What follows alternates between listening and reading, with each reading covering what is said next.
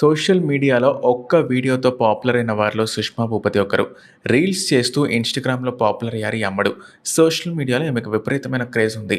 తాజాగా ఆమె ఒక ఇంటర్వ్యూలో ఆసక్తికర కామెంట్స్ చేశారు. సోషల్ మీడియా పుణ్యమా అని చాలామంది పాపులర్ అవుతున్నారు. కొంతమంది ఓవర్‌నైట్‌లో క్రేజ్ తెచ్చుకుంటున్నారు. కొంతమంది తమలో ఉన్న డాన్స్ టాలెంట్ అలాగే యాక్టింగ్ టాలెంట్‌తో క్రేజ్ తెచ్చుకుంటున్నారు. కానీ మరికొంతమంది మాత్రం పిచ్చి పిచ్చి చేష్టలు చేస్తూ పాపులర్ అవుతున్నారు. అలాంటి వారిలో సుష్మా భూపతి ఒకరు. ఒకే ఒక్క వీడియోతో వైరల్ అయి ఇప్పుడు ఇన్‌స్టాలో దాదాపు 9,00,000 మంది ఫాలోవర్స్‌ని సొంతం చేసుకున్నారు.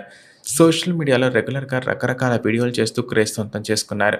రీల్స్‌తో పాటు పలు రకాల ప్రమోషన్స్ చేస్తూ హడావిడి చేస్తూ ఉంటారామె.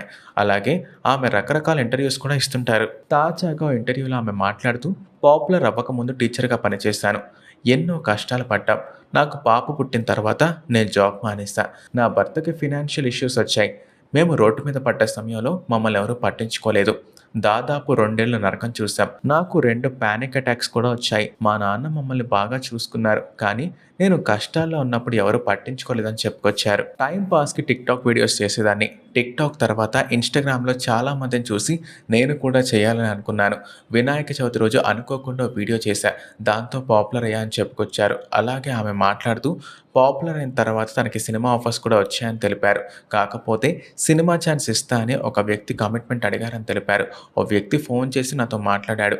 కొన్ని ఉంటాయమ్మా అన్నాడు. అప్పుడు నాకు వెలగలేదు. పైగా నేను ఫోన్ స్పీకర్ పెట్టి మాట్లాడతా. అతను అలా అడగగానే సారీ సార్ నాకు ఇంట్రెస్ట్ లేదు. నేనేమీ ఖాళీగా లేను. డైలీ బిజీగా ఉంటాను. నా ఫ్యామిలీ కోసం ఒకరోజు టైం ఇవ్వడానికే నాకుండదు. నాకొద్దు. నా మనసు చంపుకొని నేనేం చేయను అని చెప్పుకొచ్చారు సుష్మా. ఈ కామెంట్స్ ఇప్పుడు వైరల్‌గా మారాయి.